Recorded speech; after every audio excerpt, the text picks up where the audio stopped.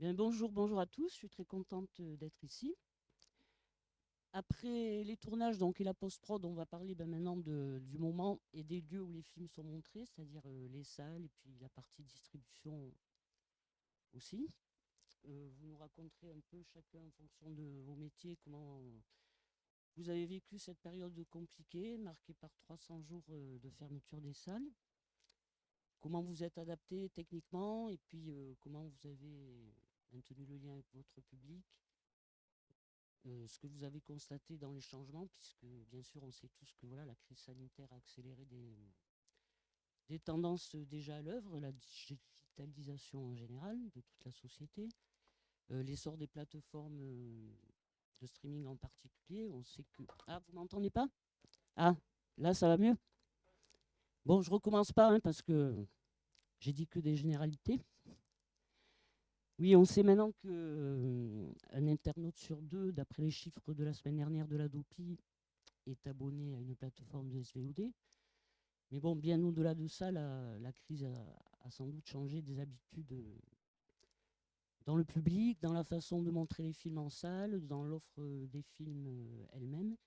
Enfin, vous nous direz justement comment vous avez vécu tout ça et puis comment surtout vous envisagez la suite en tenant compte aussi de la crise écologique et de la façon dont il va falloir maintenant réaménager, reconstruire, repenser les cinémas. Donc pour ça, j'ai autour de moi, on va faire dans l'ordre, pour l'exploitation, donc Judith Reynaud, qui est gérante du groupe Ciné Paradis. Pardon, je suis pas habituée à parler dans le micro. Judith, vous gérez deux cinémas Fontainebleau, un à Chartres et un à Nemours, c'est ça? Ce qui représente 25 salles au total. Pour continuer sur les exploitants, Yves Sutter, ici même, qui est donc le PDG de la Sorédi, qui est à ce titre du réseau des cinémas Cinéville, principalement dans l'ouest de la France. Vous avez 16 établissements, je crois, et ce qui représente 122 salles. Pour les distributeurs, Jean-Pierre Boisget, vous êtes directeur d'exploitation chez Studio Canal, mais vous occupez de la partie plus logistique et technique. Donc on abordera peut-être plus sous cet aspect-là la partie distributeur.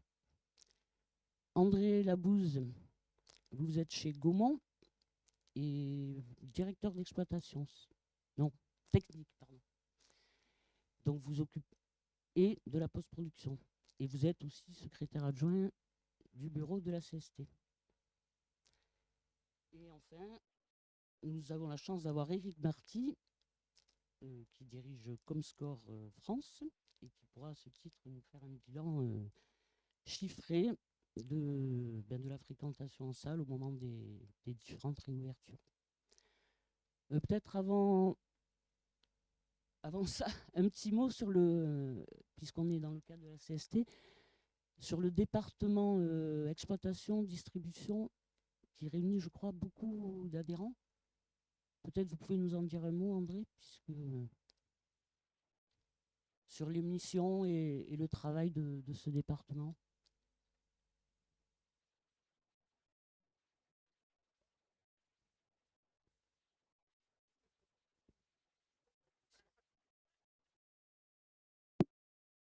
C'est bon. Oui, bonjour à tous et à toutes. Effectivement, alors nos deux représentants du département de distribution et exploitation, en l'occurrence Chris Teriten de Warner et Alain Surmulé de Noé Cinéma, ne sont pas là aujourd'hui pour des raisons professionnelles, puisque pour Alain, c'est le congrès de Normandie actuellement. Et donc, je suis le représentant un petit peu, puisque j'étais moi-même responsable du département exploitation distribution à la CST.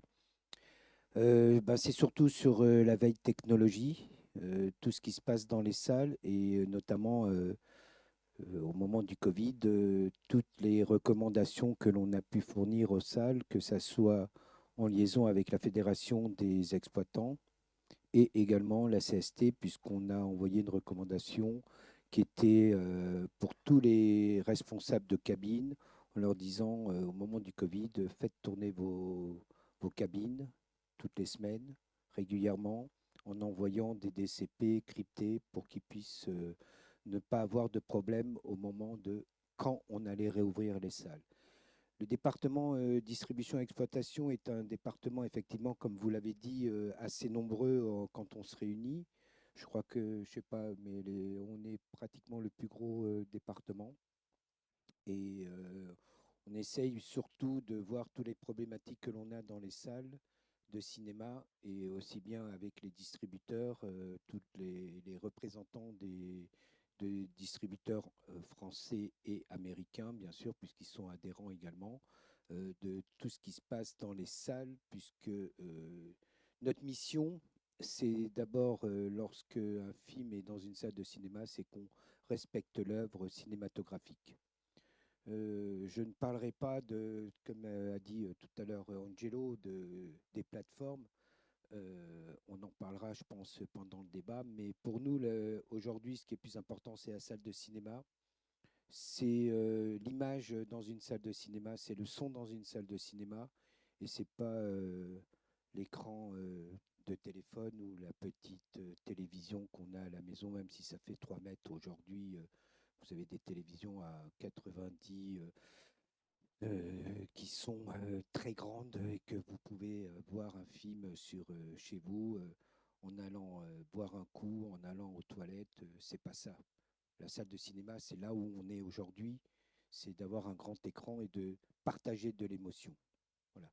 Ça, c'est notre mission et de régler beaucoup de problèmes qu'on a effectivement entre les distributeurs, les exploitants et beaucoup d'échanges entre nous.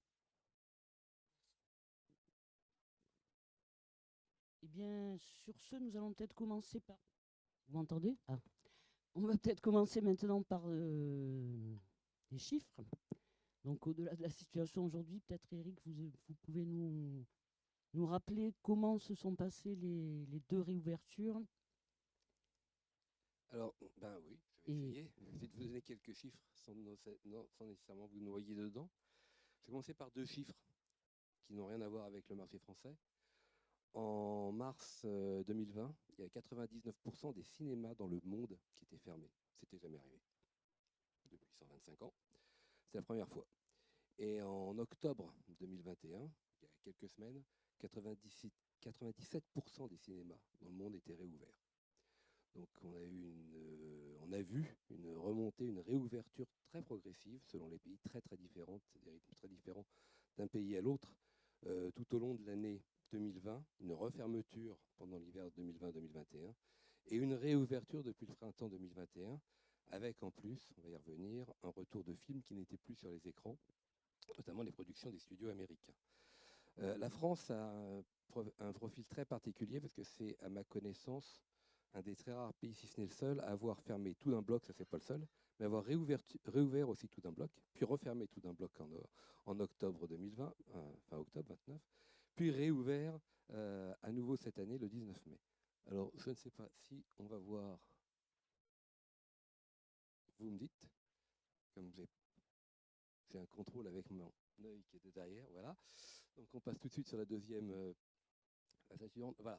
Ça, c'est, vous avez en rouge la réouverture des cinémas l'année dernière, le 22 juin, jusqu'à leur fermeture le 29 octobre.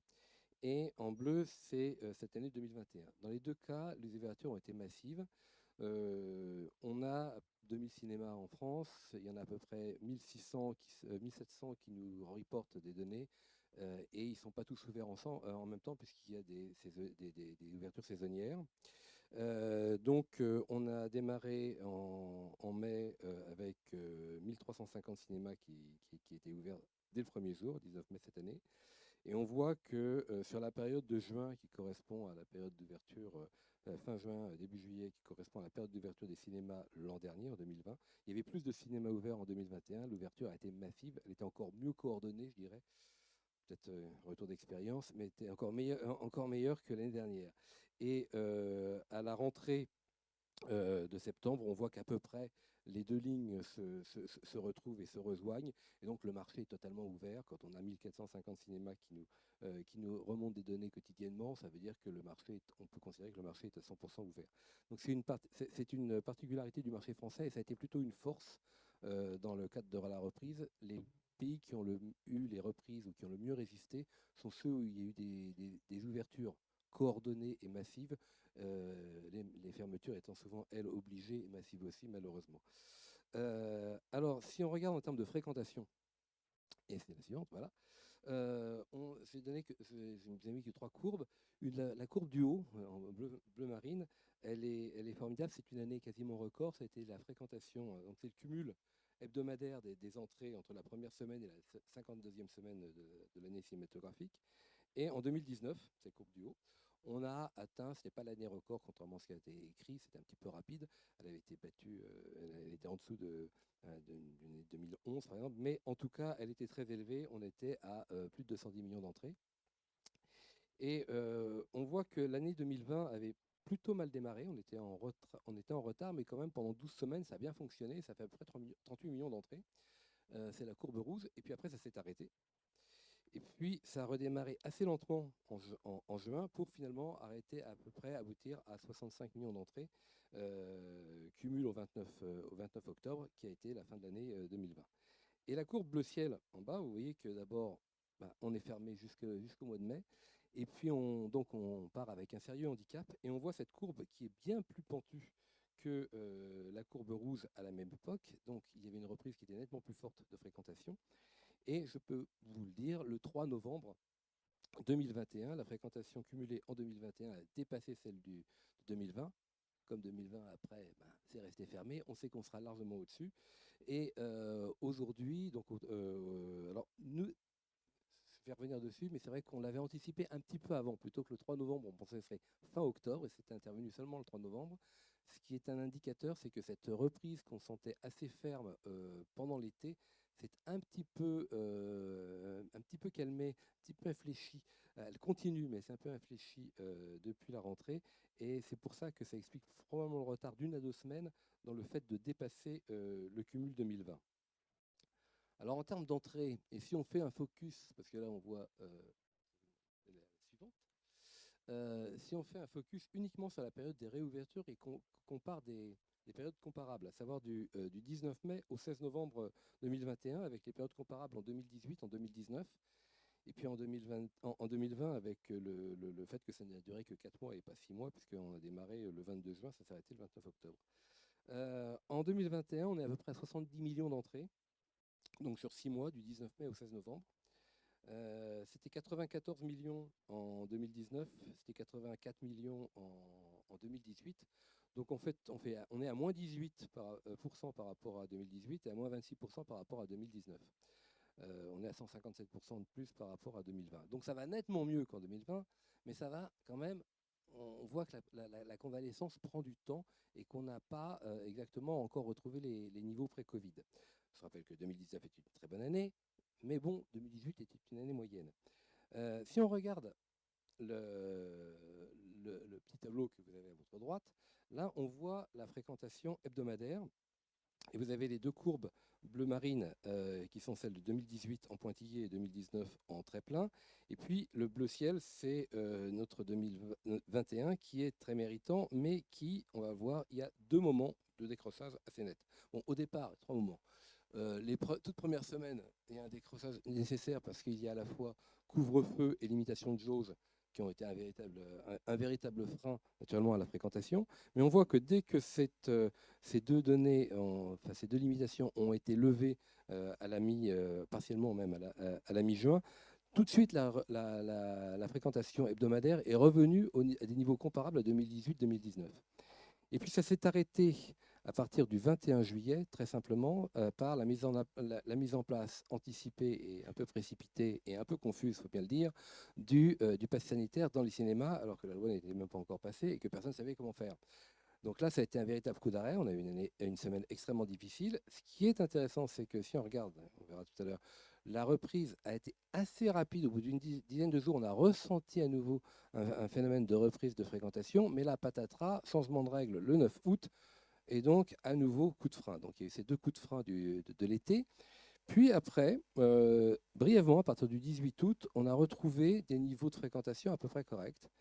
Et nouveau trou d'air à partir de du 15 au 22 septembre, selon ce qu'on prend comme critère, et jusqu'à la fin octobre. Et vous voyez que la courbe bleue décroche à nouveau. Alors avec un effet optique un tout petit peu particulier, c'est qu'en fait, pour des raisons de calendrier et scolaire et cinéma, il y a un décalage d'une semaine en 2021 par rapport à 2019 et 2018, ce qui fait que les vacances de Toussaint sont arrivées une semaine après par rapport au calendrier cinéma. Donc c'est pour ça que vous voyez que la courbe démarre, mais un petit peu plus tard. Malgré tout, il y a un trou d'air. Et pour bien le mesurer, pour éviter les effets de crête et de saisonnalité, on a un outil. Et je vais vous demander de passer la dernière slide, comme ça vous n'aurez pas trop abreuvé de données. Là, c'est très intéressant parce que on compare ce qu'on appelle l'indice de reprise, on compare la fréquentation hebdomadaire à la médiane, c'est en orange, ou au minimum en orange et à la médiane en bleu des années 2015-2019 pour la même semaine. Et on voit très bien, d'une part, que 2021 a un profil nettement plus favorable que 2020. 2020 étant pointillé, 2020 a été une année de souffrance à une semaine près. On n'arrivait jamais à des niveaux comparables à la fréquentation 2015-2019. Or, en 2021, on est arrivé très très vite au niveau minimum, c'est à gauche. Et donc, on avait vraiment cette dynamique qui était très positive. Mais on voit d'abord le coup d'arrêt, dont je vous ai parlé avec le pass sanitaire du mois de juillet et du mois d'août, puis cette faiblesse qu'on avait déjà repérée l'an dernier, mais qui est plus marquée cette année sur le mois de septembre-octobre. Et par rapport à la médiane, et c'est là que c'est un petit peu dommage, on était parti pour retrouver un niveau médian du marché. On l'a eu avec tout début juillet, on avait retrouvé le niveau médian de 2015-2019. Donc là, ça permet d'évacuer les effets grosses sorties, petites sorties, etc., mais de voir vraiment quelle est la dynamique du marché. On voit le coup vraiment très, très, très dur qui a été porté à cette très belle dynamique pendant l'été. Et on voit bien aussi ce fléchissement dont je vous parle à partir du 22 septembre, enfin du 15 au 22 septembre, 15 septembre. Et là, on a des inquiétudes. Ce qui nous amène à, comme je vous l'ai dit, je vais lancer un petit peu sur le futur, mais on m'a parlé du futur. Nous, on n'est pas du tout prédire l'avenir parce que c'est la meilleure manière de se planter. Mais on est à 70 millions d'entrées à la mi-novembre. Dans un marché normal, je parle de médiane 2015-2019, il y a 20 à 25 millions d'entrées à aller chercher. Cette année, on ne les fera probablement pas. Donc, on va avoir un total, un cumul à la fin de l'année qui devrait être aux alentours de 90 millions d'entrées. Je vous rappelle qu'en 2019, c'était plus de 210, et puis la moyenne, c'était plutôt 205, 210 sur les années précédentes. On va être un petit peu en dessous des 90 millions d'entrées, vraisemblablement, plutôt entre 85 et 90 à la fin 2021. Donc c'est quand même nettement mieux que les 65 que l'an dernier, il faut le dire. Il y a beaucoup d'indicateurs qui montrent qu'il y a une capacité de reprise et il y a des films qui marchent. Il ne faut pas croire que tout le monde se plante, c'est pas vrai. Il y a des films qui ont fait plutôt des très bons résultats. Quand on voit un James Bond à 4 millions, c'est un des meilleurs résultats de James Bond historique, donc c'est un succès. Aline est bien partie, et quand on voit la dynamique de Aline avec les fêtes qui peuvent arriver, ça peut être un très beau succès. Donc on a des succès dans les salles. Mais c'est vrai que cette reprise est fragile, il y a des éléments de fragilité, et ça prendra seulement plus de temps qu'on le pense pour retrouver les niveaux d'antan. Et là, il y a des problématiques de programmation, mais je laisse les autres en parler.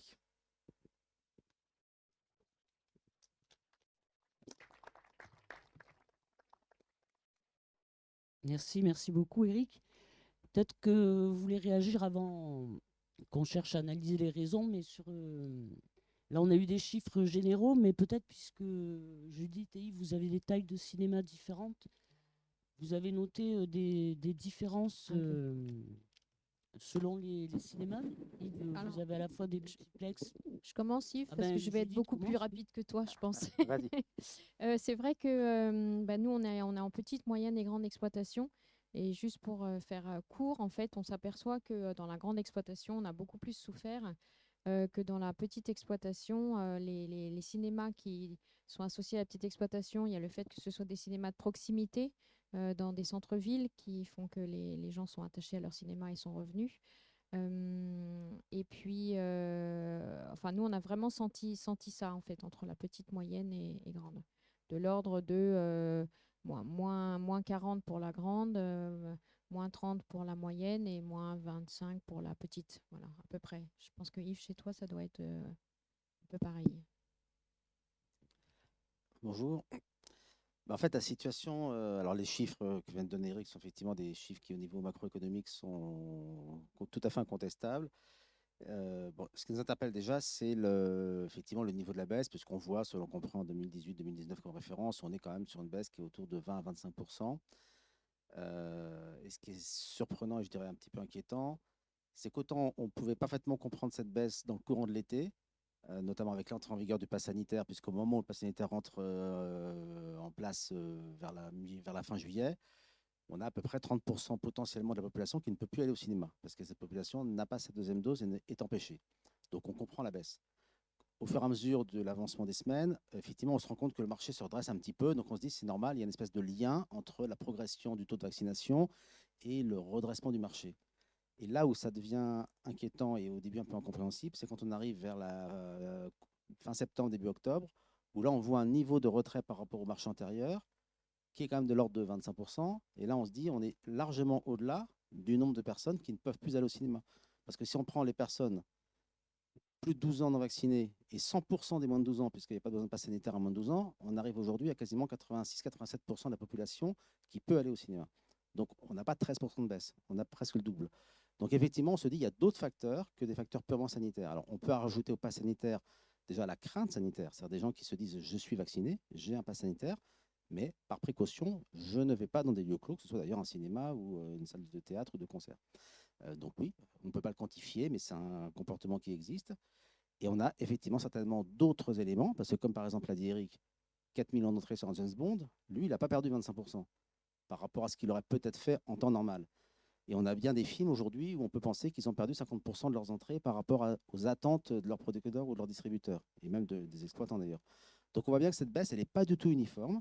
On peut parler des typologies au niveau de salle, mais moi, ce qui me perturbe aujourd'hui, c'est plus au niveau des films, parce que derrière ces différences qu'on constate au niveau des films, ça veut dire que ce sont des types de publics qui ne reviennent pas forcément, ou alors le public en général qui a un comportement différent par rapport aux films. C'est-à-dire qu'il y a des films pour lesquels il n'y a pas de débat, je vais au cinéma, et d'autres pour lesquels on peut hésiter. Et il semblerait que ce soit un comportement qui touche l'ensemble du secteur culturel, puisque quand on échange avec nos collègues du secteur des théâtres ou des concerts, ils retrouvent cette logique. C'est-à-dire que les gros spectacles, les grosses têtes d'affiche, ça remplit les salles. Et ce qui est un peu plus compliqué, un peu plus confidentiel, ce qui demande peut-être un peu plus d'effort, de curiosité, ça remplit, mais vraiment pas. Donc on retrouve cette espèce de parallélisme entre le comportement du spectateur de cinéma et le comportement du spectateur culturel, je dirais, lambda. C'est peut-être pareil pour des grosses expositions ou des musées. Voilà. On a ce comportement un peu général dans le secteur culturel qu'on constate. Et ça veut dire qu'on a, au-delà de facteurs purement sanitaires, des modifications de comportement de spectateurs. La question, c'est est-ce que c'est l'air du moment, parce que voilà, la période elle est un peu pénible et on cherche de la facilité, on cherche de la distraction et on n'a pas tellement envie de se prendre la tête, même s'il n'y a pas forcément un lien entre petit film et prise de tête. Donc c'est un peu caricatural ce que je dis, mais voyez, je pense que vous comprenez un peu le comportement qu'on peut identifier. On sait qu'en allant voir une grosse production américaine, on sait qu'en allant voir une grosse comédie, l'un dans l'autre, on verra ce que donnera les tuches. Ça sera évidemment un baromètre intéressant, surtout que les tuches, on a quand même des repères. Hein. C'est le quatrième, même si on sait bien que tous les numéros 4 n'ont pas fait autant que les numéros 1, 2 et 3 dans les films qui ont donné lieu à des suites. Voilà, c'est quand même, on aura un baromètre assez précis. Et logiquement, de ce que je vous dis, on verra si je me suis trompé, c'est un film qui devrait marcher puisqu'il correspond à ce qui fonctionne actuellement. Avec une sorte de sécurité, je sais ce que c'est, je ne prends pas le risque de trouver autre chose que ce que j'attends. Et j'ai envie de passer un bon moment et de me détendre. Voilà. Donc c'est un peu ce qu'on constate. Alors après ça, il y a effectivement des différences mais c'est pas que selon les tailles de cinéma en fait. D'abord, ça dépend des périodes. C'est clair que parce que ça dépend aussi des films. Un film comme Dune a fait beaucoup d'entrées en VO et donc beaucoup d'entrées dans les salles de centre-ville, très peu dans les salles de périphérie, beaucoup d'entrées dans les grandes villes, très peu d'entrées dans les petites villes. La semaine dernière, vous prenez les Baudins, c'est l'extrême inverse. Les Baudins, c'est vraiment des scores énormes en profondeur dans les petites villes, moitié nord de la France, moitié sud de la France, ça marche quasiment pas. Mais quand vous regardez certaines villes de Normandie, des villes moyennes comme Alençon, comme Saint-Lô, des villes de Centre-Val de Loire, on a des scores très importants. Alors, bon, c'est leur région d'origine, mais au-delà de leur région d'origine, on a vraiment des villes moyennes qui ont fait 2000, 3000 entrées, des trucs incroyables. Et voilà, je pense qu'à Chartres, ça a dû être très bien, les Baudins. Ouais, oui, Donc, c'est sûr. donc Moi, on a j'ai vraiment, beaucoup voilà, de vous voyez, choses. ça, cette différenciation qui peut être aussi très sociologique. Et alors, forcément, quand on analyse des cinémas par strate de cinéma, bah, il suffit des fois que vous ayez un phénomène comme ça, il peut à lui tout seul vous faire passer de -12 à +4. Et donc, forcément, l'analyse globale qu'on va en faire va dépendre du moment où on fait la photo. C'est-à-dire qu'il y a des villes, si vous faites la photo juste avant la sortie des Baudins ou vous faites la photo 15 jours après, vous aurez un retour totalement différent parce qu'en 2 semaines, certains cinémas vont arriver à faire un volume de fréquentation qui va impacter très fortement leur niveau. Voilà. Mais Donc c'est Yves, pour ça qu'il faut faire un Yves, petit si peu attention. je me permets, c'est lié parce que dans les grandes exploitations, tu as effectivement une dizaine de salles. Donc forcément, les entrées, elles vont se concentrer pardon, sur les gros films que les gens effectivement se disent, c'est la peine que j'aille au cinéma, j'y vais. Mais comme tu as 10 salles, donc forcément, il y a d'autres offres. Et comme les gens sont moins curieux, forcément, bah, ces salles-là, elles marchent moins bien. Donc ça explique aussi que c'est pour ça que quand on a beaucoup d'écrans, en fait, nous, on est désolé de voir que dans une salle où il y a un film à réessai, il peut y avoir 4 personnes et que dans une autre salle, il y en a 150. Donc je pense que les gens, ils ont changé leur comportement et là, je te rejoins.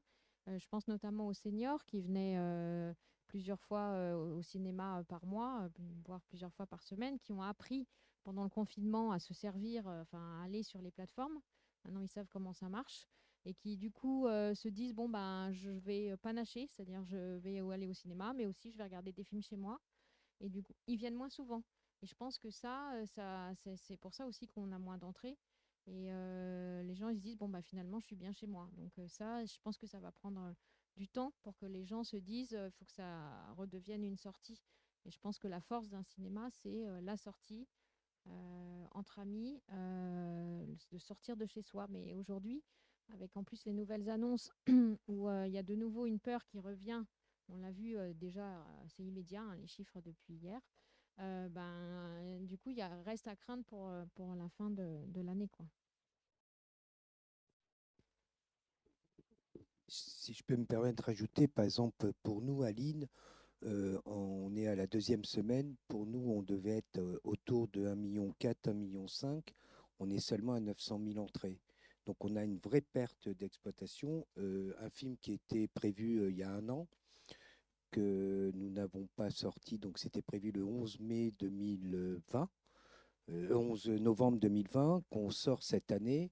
Je peux vous dire que nos producteurs et même dans notre maison, on a eu beaucoup d'offres et d'appels des plateformes qu'on a refusés et qu'aujourd'hui, bah, on se retrouve avec quand même un nombre de spectateurs, même si le film, comme tu l'as dit, Eric, marche aujourd'hui, mais ce n'est pas nos attentes, parce que pour nous, c'était un film qui devait être autour de allez, 3, 3,5. Il ne les fera pas. On est certain qu'aujourd'hui, il ne les fera pas. Même si ça va durer sur la longueur, puisque c'est vrai qu'on tient plus les films qui marchent un petit peu restent plus longtemps, mais nous, on a sorti un film à réessai au mois de septembre, on s'est cassé la figure. Un film de Mathieu Amalric, on fait 100 000 entrées. On constate en effet, bon, depuis la réouverture, un écart encore plus gros qu'avant entre quelques locomotives qui marchent et les petits films qui marchent de moins en moins. Enfin, on sait que tout un pan du cinéma d'auteur est à la peine. Les distributeurs indépendants ont sonné la, la sonnette d'alarme plusieurs fois. Mais c'est intéressant de voir aussi que même chez quand même des gros distributeurs comme Gaumont, avec et je veux dire, vous avez eu d'abord quand même Adieu les cons qui a connu une carrière assez longue, puis OSS, puis Aline. Même pour vous, Mais ces Adieu, résultats sont décevants. bien, non, peut-être pas sur Adieu les cons, parce que je rappellerai juste une chose. Adieu les cons, on est sorti le 12 octobre 2020, ou le 14 octobre, je ne sais Quelques plus. jours avant.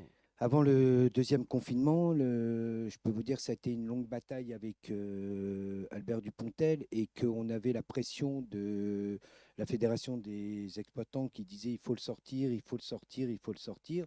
On l'a sorti. Le 29 octobre, top, on s'arrête, on range tout, on ressort après les Césars. Il obtient beaucoup de Césars et là, on fait 2 millions d'entrées. Je pense qu'en temps normal, on aurait fait peut-être ça honnêtement, entre 2 millions et 2 millions 2, voilà.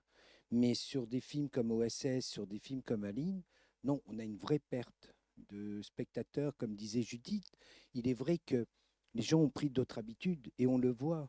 Ils restent chez eux, il y a du télétravail, donc on se commande de la pizza, on regarde les plateformes et puis on n'a plus envie de ressortir. On a perdu une clientèle dans les salles de cinéma qui avait l'habitude de venir 2 fois au moins par semaine et au moins 4 fois par mois. Et ça, on l'a pu. Et nous, on le ressent en tant que distributeur et les exploitants encore plus que nous.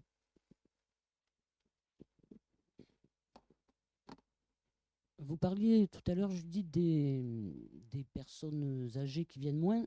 On parle aussi beaucoup des jeunes, en particulier de la tranche des 15-25 ans qu'on sait qu'il faut reconquérir.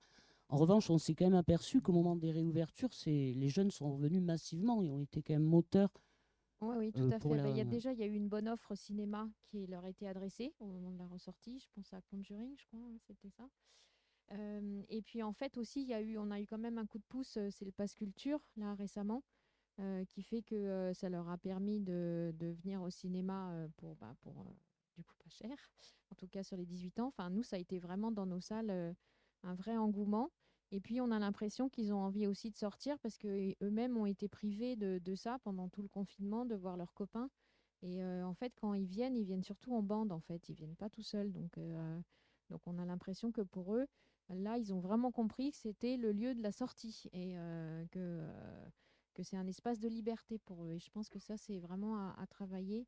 Et je pense que aussi le dispositif mis en place par le centre de cinéma de jeunes cinéphilie va vraiment nous aider à reconquérir ce public en leur adressant des animations spécifiques, des ateliers, des choses vraiment pour eux.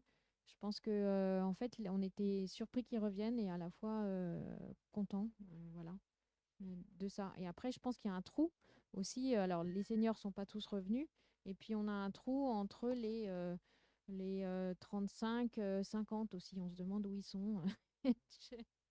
Eric, vous avez des chiffres peut-être plus précis concernant les tranches d'âge? Alors, nous, on n'a pas particulièrement de chiffres concernant les tranches d'âge. Nous, on fait un raisonnement un peu inverse. Comme on a tous les chiffres de fréquentation, on regarde les films qui fonctionnent, les films qui ne fonctionnent pas. C'est vrai qu'il y a toujours eu de la casse, et cette année, il y en a comme les années précédentes. Il y a peut-être un petit peu plus, parce qu'il y avait un petit peu plus de films, pas beaucoup plus, mais un peu plus de films. Il y a eu, on a parlé de mur de programmation, il y a eu, pour donner une petite idée, il y a eu 30 films de plus sortis en 20 semaines. Donc, ça s'appelle pas ça un mur, ça s'appelle ça un muret, même pas un petit truc comme ça.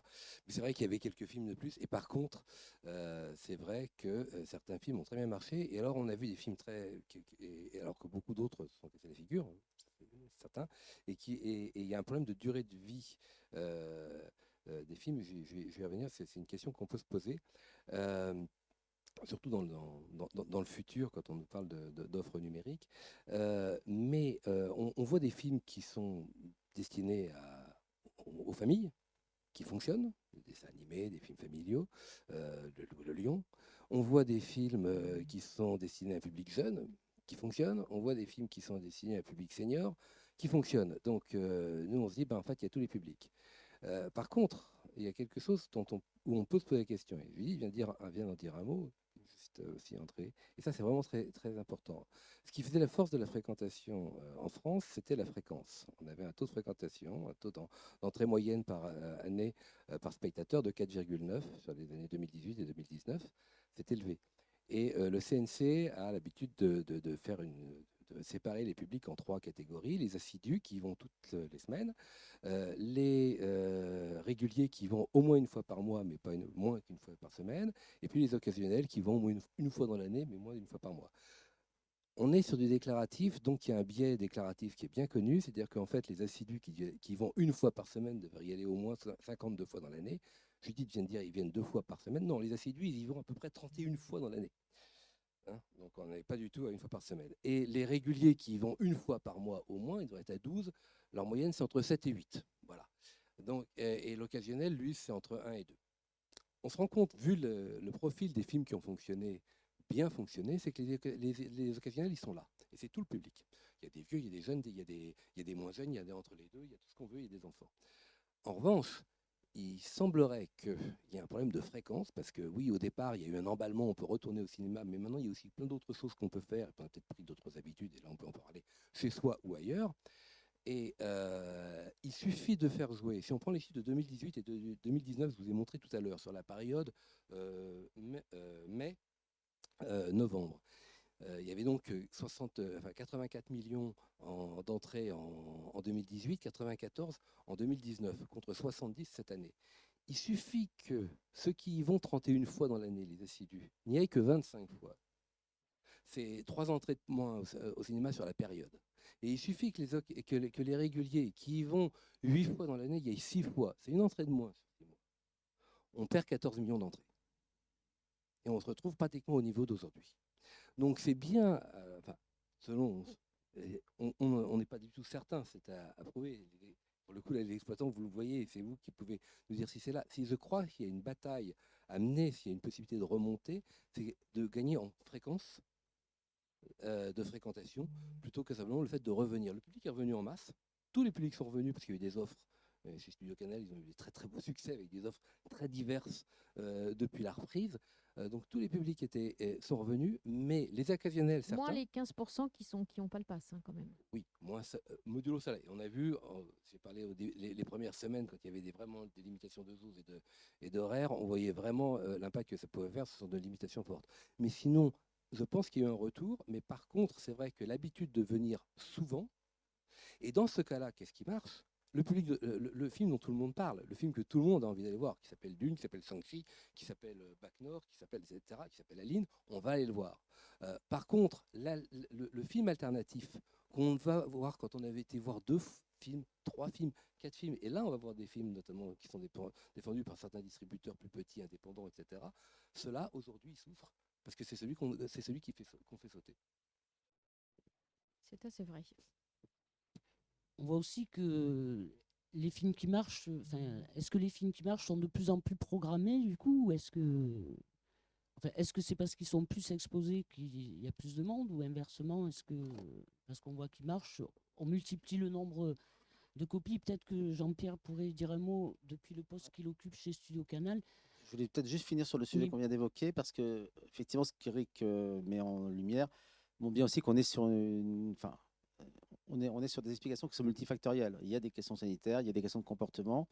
Et c'est vrai que Judith a évoqué la concurrence des plateformes qui peut jouer, mais il y a aussi la concurrence d'autres sorties. C'est-à-dire qu'effectivement, parce qu'on sort quand même de confinement, il y aura un paradoxe à dire, alors qu'on sait bien que les Français n'avaient qu'une envie, c'était de sortir de chez eux après y avoir été contraints longuement, de se dire finalement, ils sont tellement bien chez eux qu'ils passent leur vie à regarder des écrans. On sait bien que l'explication n'est pas tout à fait là. Par contre, certainement qu'après ces périodes de confinement chez soi, on a recherché des moments où la convivialité extérieure était plus évidente. D'ailleurs, les restaurants se portent assez bien. Ils n'ont pas la baisse de 30% qu'on a. Et le pass sanitaire, il est aussi imposé, même s'il le demande moins que la salle de cinéma. Donc, on peut passer entre les mailles.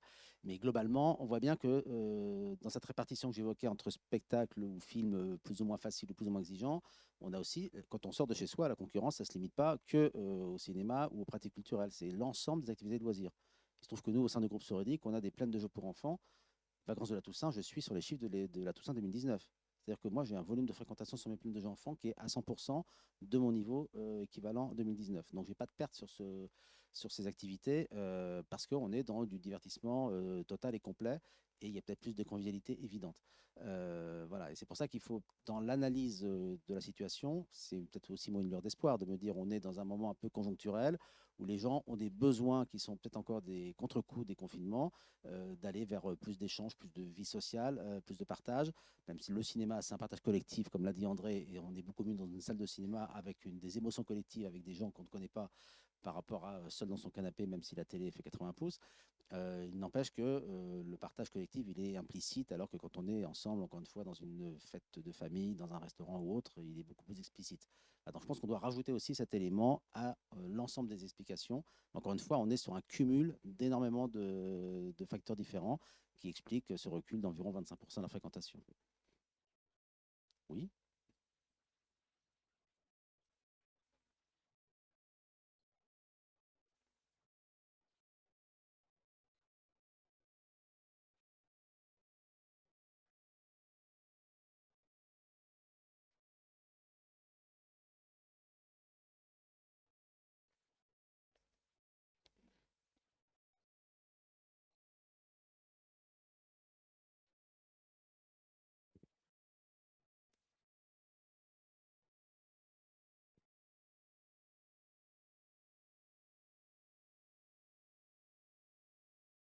On le ferait si on avait le contenu, mais là, Non, mais c'est pas parce que le contenu existe physiquement. D'abord, il y a deux choses. Il y a la volonté qu'on aurait de le faire ou de pas le faire, mais de toute façon, la question déjà des droits. Et on revient à partir du moment où ces images, on va dire, sortiraient au cinéma, on revient dans une logique de diffusion, on revient dans une logique un peu de chronologie. Alors certains peuvent dire que c'est un sujet dépassé. Et puis de toute façon, les plateformes elles-mêmes n'en sont pas demandeurs. Et je dirais que nos écrans, déjà, on a aujourd'hui en difficulté de montrer les films qui sortent, même si je pense que les films sont aujourd'hui la cause des difficultés de certains films n'est pas l'exposition, parce qu'on voit bien qu'on a des remplissages de certaines salles qui sont très très faibles. Donc on voit. Non, mais quand on a un événement, typiquement dimanche dernier, il y a eu pour le 1000e épisode de One Piece, de manière événementielle, dans un certain nombre de cinémas en France, une soirée événementielle qui a fait 70 000 entrées sur la France, sur une séance dimanche 18h. Voilà. Et nous, j'ai des cinémas qui sont allés jusqu'à mettre 2 salles et à faire 800 spectateurs sur cette série, sur cette séance. Donc oui, mais parce que c'était événementialisé. Et c'est pas, vous voyez, ce que je veux dire, c'est que la logique du cinéma, on fait d'ailleurs de plus en plus d'événements. Si on reparle de comment on anime des salles de cinéma et comment on fait revenir le spectateur, on se rend compte qu'effectivement, l'animation des cinémas, c'est un élément important pour stimuler l'envie. Néanmoins, alors on peut réinventer complètement la salle de cinéma si vous voulez, mais nous on est sur une exposition continue, régulière, récurrente, et on propose un film pendant plusieurs semaines à nos publics.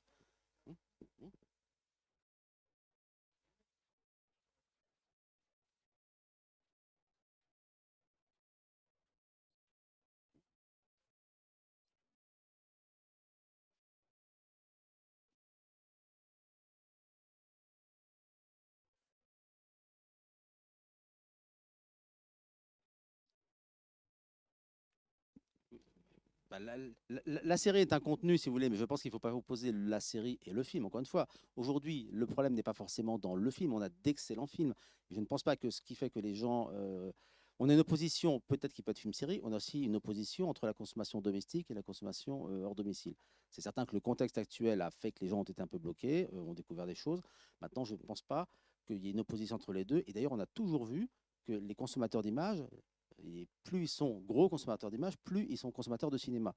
Quand on a eu la crainte sur la montée de Canal+, la montée de la vidéo dans les années 80, on s'est rendu compte après que c'était les abonnés Canal+, qui étaient aussi les plus gros consommateurs de films en salle.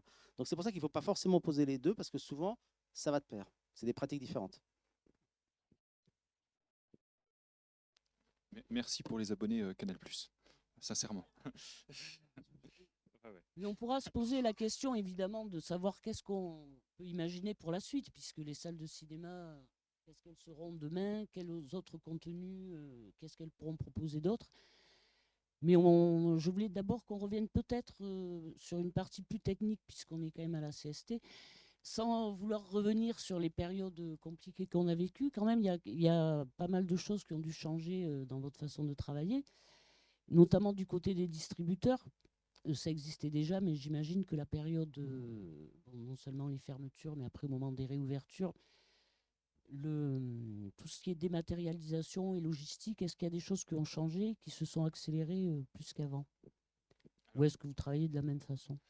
On était quand même sur un secteur qui était déjà beaucoup dématérialisé depuis quelques années. Ce qui a changé, c'est les à côté.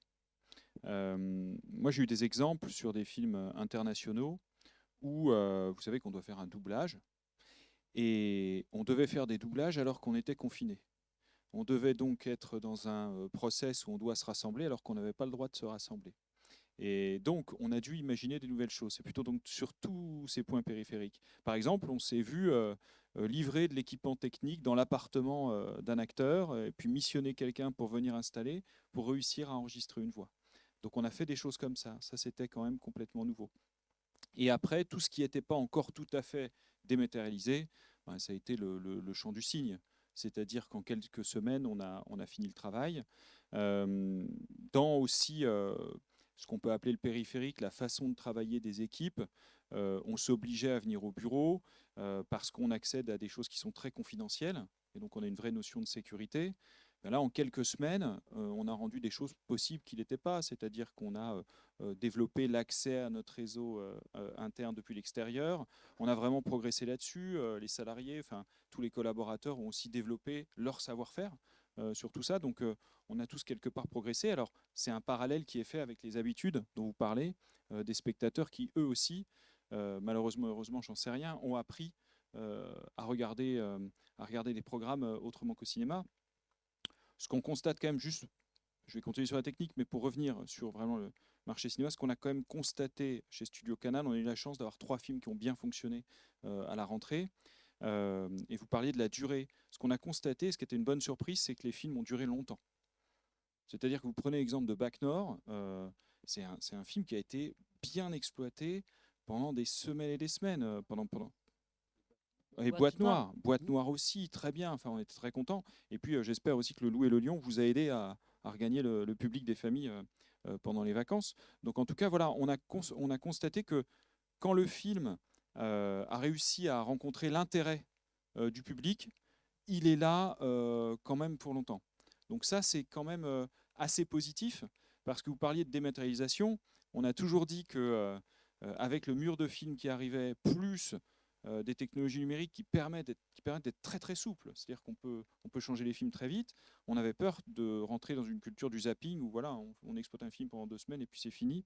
On passe à autre chose, surtout avec beaucoup de concurrence. En tout cas, nous, on ne l'a pas constaté. En tout cas, sur les films qui marchent bien, ils sont restés là longtemps. Donc ça, c'était pas mal.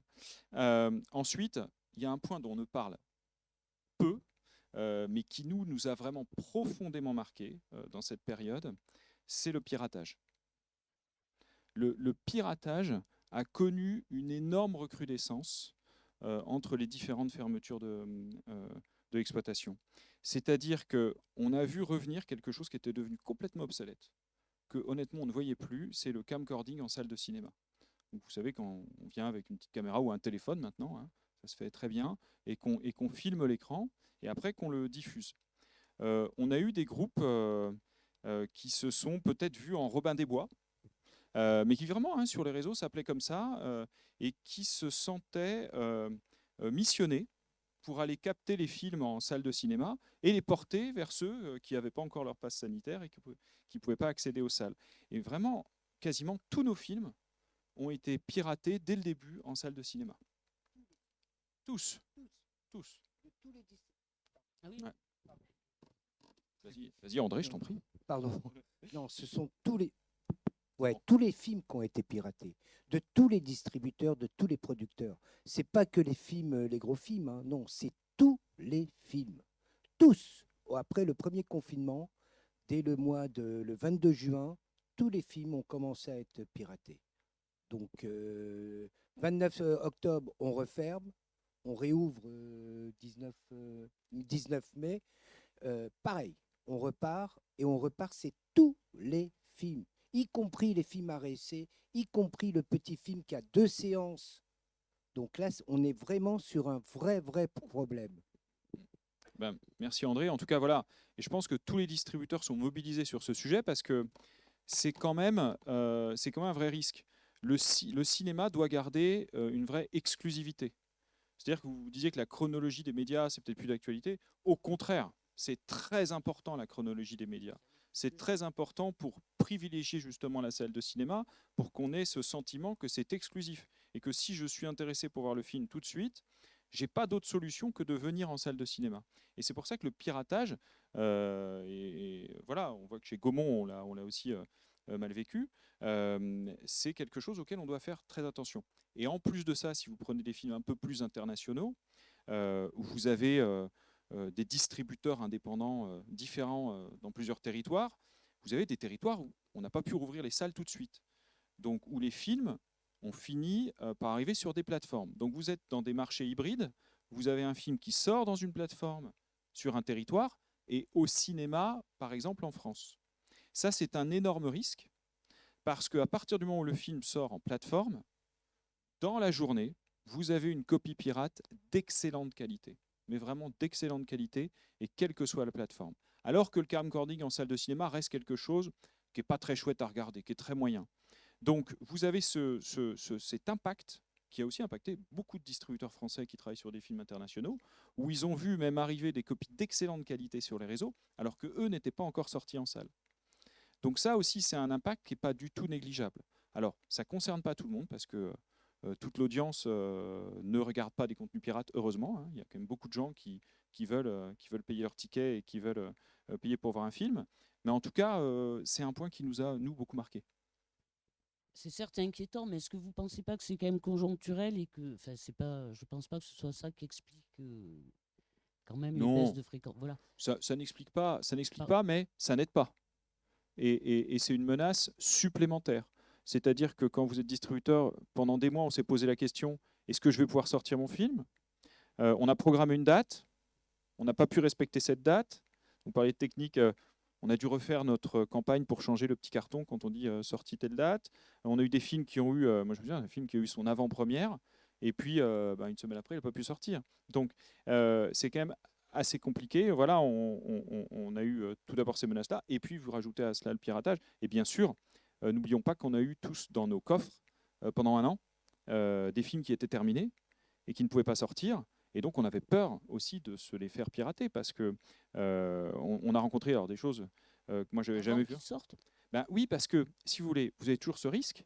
Vous avez stocké votre film quelque part. Vous l'avez montré à des gens pour faire, par exemple, de faire des papiers sur le film. C'est-à-dire que vous avez des copies qui existent un petit peu partout et c'est très risqué. Il suffit qu'il y en ait une qui arrive sur les réseaux et après, elle se diffuse partout.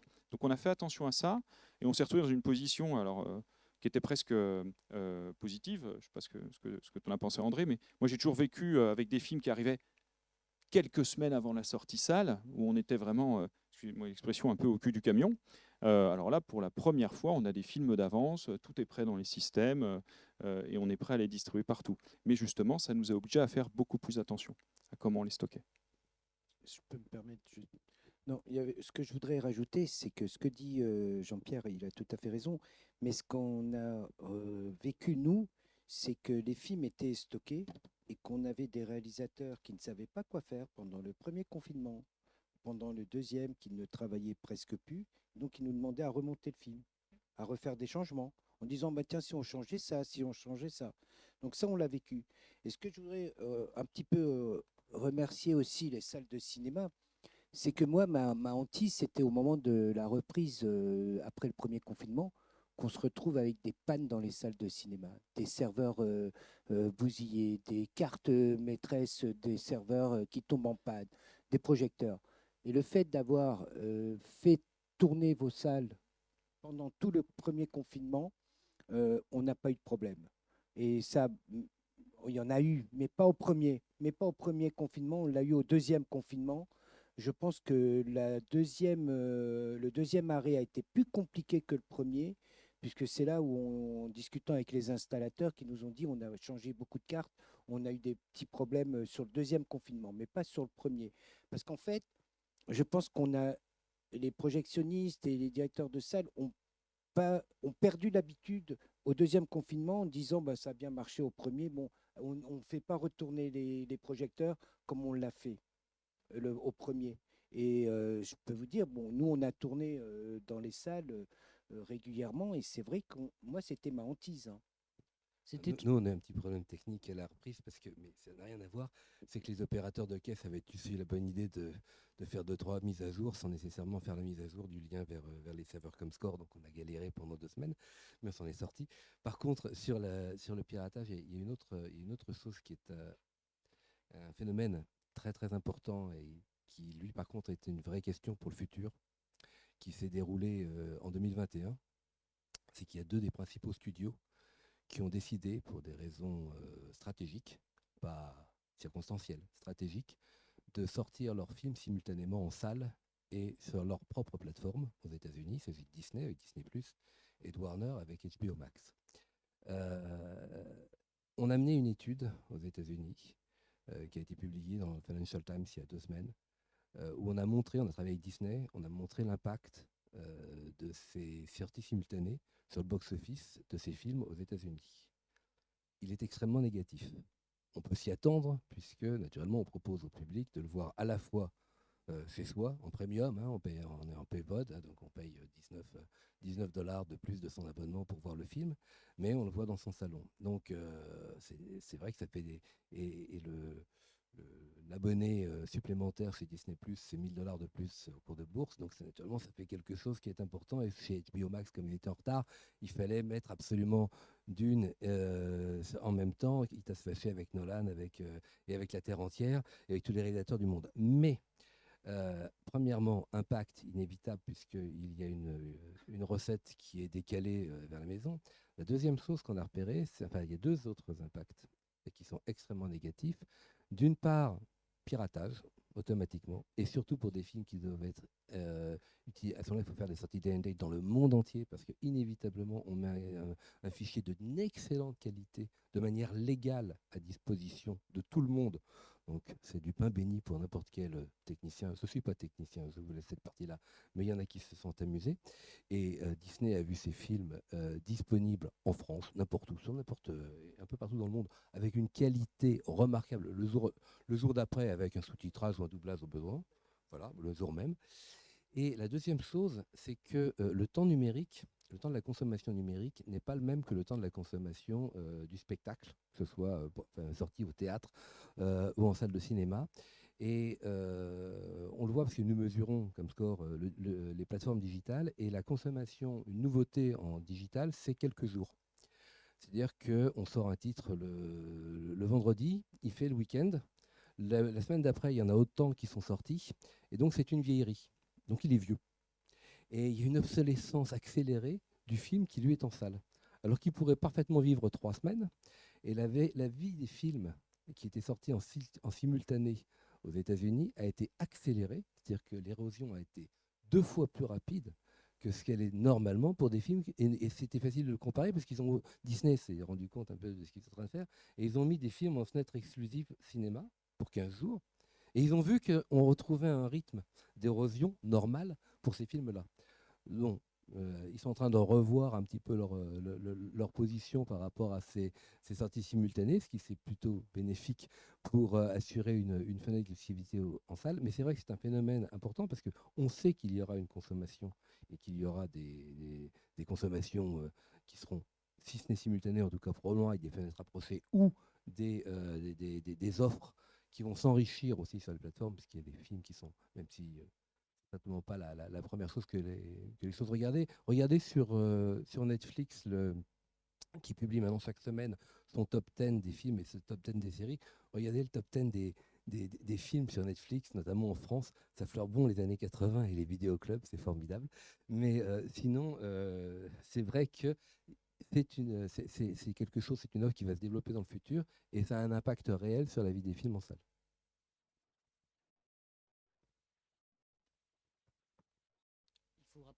Il faut rappeler qu'aux États-Unis, il n'y a pas du tout de chronologie des médias légale et que donc les films peuvent sortir le même jour en salle et sur des plateformes. La plupart des studios ont passé des accords avec les salles pour s'entendre sur des fenêtres là, autour de 45 jours. Mais c'est évidemment pas le cas ici, même si on est en pleine négociation sur la chronologie des médias avec l'arrivée des plateformes dans le financement. Mais pour l'instant, la fenêtre salle en France devrait rester telle qu'elle est, au moins pour un moment. Donc je ne sais pas si vous voulez revenir aussi un peu sur tout ce qui, pour revenir à la partie technique, dans vos salles, vous, qu'est-ce qui a changé? Quelles sont les choses que vous avez développées et qui vont rester? Je pense, peut-être Judith d'abord, parce que bon, c'est vrai qu'il y a eu, on a la réouverture avec des jauges limitées, en fait, toutes les contraintes sanitaires ont quand même incité à développer, je pense à la vente en ligne, par exemple, la possibilité de réserver, tout ça, c'est des choses qui ont Exactement. beaucoup Alors, évolué. au départ, la vente en ligne, elle a été assez forte à la sortie des confinements parce que les gens se disaient comme ça, on va être moins exposé au contact, à la caisse. Mais en fait, on s'aperçoit là, et là je rejoins ce qu'on a dit sur les sorties culturelles. En fait, aujourd'hui, on s'aperçoit que les gens réservent pas parce qu'ils savent pas ce qu'ils vont faire. En fait, ils sont dans l'immédiateté. Donc, par exemple, sur les théâtres, par exemple, quand il y avait 80% de réservation, aujourd'hui, c'est 20% le taux de réservation et les gens achètent leur place le jour J. Et au cinéma, le quota de réservation, finalement, ces derniers temps, a baissé. Après, les comportements ont vraiment été divers. Certains voulaient aussi de la convivialité, enfin surtout les personnes seules. Donc en fait, ils étaient contents de retrouver les caissiers, de retrouver les gens avec qui ils discutaient des films. Donc les comportements ont vraiment été différents. Après, on a dû mettre en place bien sûr plein de toutes les gestes barrières et puis toute la technique avec les plexiglas, le gel hydroalcoolique, la séparation. Ça a été difficile pour les agents des salles de cinéma parce que parfois, il fallait laisser 2 fauteuils. Après, il fallait en séparer les groupes. Ça a été compliqué. Là, le masque n'était plus recommandé en salle depuis hier ou depuis aujourd'hui. Il est de nouveau obligatoire. En fait, enfin, sur le côté technique, non, mais en fait, sur le côté humain des agents de cinéma, il y a vraiment eu un malaise parmi nos agents qui, certains, ont carrément décidé de changer de voie et ont quitté les salles de cinéma. On a un vrai problème de recrutement à l'heure actuelle sur les agents. Bon, ça ne répond pas à votre question, mais je pense que c'était quand même à signaler aussi, quoi. Et puis, une maltraitance de certains spectateurs qui, en fait, nous rendent responsables de l'obligation du pass sanitaire en salle, alors qu'on ne l'est pas, et qu'on leur explique qu'on ne l'est pas, et qui sont un peu virulents avec nos agents. Alors ça commence à rentrer dans l'ordre, mais ça a été quand même quelques semaines difficiles à la sortie des confinements. Je crois que Yves, tu es d'accord avec ça, sur les comportements des gens. Oui, non, mais je ne vais rien rajouter. C'est vrai que le fait que les cinémas aient été les premiers à être soumis au pass sanitaire, ce qui était assez peu compréhensible. Quand on raisonne intellectuellement, on se dit pourquoi le pass sanitaire a-t-il été obligatoire dans une salle de cinéma avant le restaurant? Bon, c'était un choix qui n'a pas été un choix contre le cinéma, c'était juste pratique. Il faut savoir que pour bien comprendre l'histoire, c'est qu'en fait, il existait déjà une règle pour notamment qui concerne les grands événements, les festivals ou les stades, où l'obligation de pass sanitaire était à 1000 places. Il a suffi par un simple décret de remplacer 1000 par 50, et ça a été le cas pour la salle de cinéma de manière immédiate, alors que pour l'appliquer au restaurant, il a fallu une loi qui a pris 3 semaines au Parlement. Donc ça, c'était le côté explication, je dirais, politique ou administrative. Sauf que du point de vue du citoyen, lui, il voit juste le cinéma d'abord, les restaurants après. Premièrement, on envoie une image, une espèce de message subliminal. Ça serait plus dangereux d'aller au cinéma que d'aller au restaurant en termes de transmission du virus. C'est quand même une aberration. Et deuxième chose, effectivement, vu les protestations qu'ont traversé la société contre le pass sanitaire, on a vu des agents d'accueil se faire insulter, traiter de collabos, etc. Enfin, tout ce qu'on a pu voir sur les réseaux sociaux s'est retrouvé aussi dans des halls de cinéma. Donc c'est vrai que ça a été difficile. Et pour revenir sur le côté humain en conséquence des confinements, nous, on a eu au sein du groupe environ 15% des salariés qui sont partis. Alors en 2 vagues, on a eu une vague à la rouverture, c'est-à-dire entre le mois de mai et le mois de juin, à laquelle on s'attendait, parce qu'une partie d'entre eux était déjà un petit peu dans l'état d'esprit, il y a toujours un peu de turnover, donc on s'attendait. Et ceux qui étaient prêts à partir, ils ont, pour être honnête, profité du chômage partiel pendant 6 mois, puisqu'ils ont eu 6 mois pour se reconvertir. Certains avaient déjà un autre travail, je rappelle qu'il était possible de cumuler l'activité partielle avec un autre emploi. Donc il y en a qui avaient déjà pris leur nouvel emploi, qui ont évidemment cumulé l'activité partielle pendant tant que c'était possible. Quelque part, si on était fermé 3 ans, ils auraient été super contents, ils auraient cumulé 2 salaires pendant 3 ans. Et puis au moment où il a fallu qu'on les fasse retravailler chez nous à la rouverture, ils ont dit là je démissionne. Voilà, donc, et par contre, on a une seconde vague de départ en septembre à laquelle on ne s'attendait pas du tout. Et c'est vrai que là, c'est clairement des salariés qui finalement ont goûté pendant 6 mois un mode de vie différent. J'ai retrouvé des choses que je ne connaissais pas, à savoir les soirées en famille, le week-end en famille, etc. J'ai retravaillé 2-3 mois et en fait, j'y arrive pas. Voilà, et ça, c'est quelque chose qu'on retrouve dans la restauration ou dans beaucoup d'autres secteurs d'activité. Parce qu'aujourd'hui, tous les secteurs d'activité qui sont en tension de recrutement sont ceux qui sollicitent les salariés le soir, le week-end. Et comme c'est ceux qui ont été souvent le plus fermés, l'ensemble de ces salariés, enfin, à part dans la santé où là, ils n'ont jamais arrêté de travailler, mais en tout cas, dans tout ce qui est les secteurs culture, loisirs, on a été fermé pendant 6 mois. Et pendant 6 mois, c'est des milliers, voire des millions de salariés qui ont découvert des modes de vie différents et qui aujourd'hui font des arbitrages entre leur vie professionnelle et leur équilibre personnel.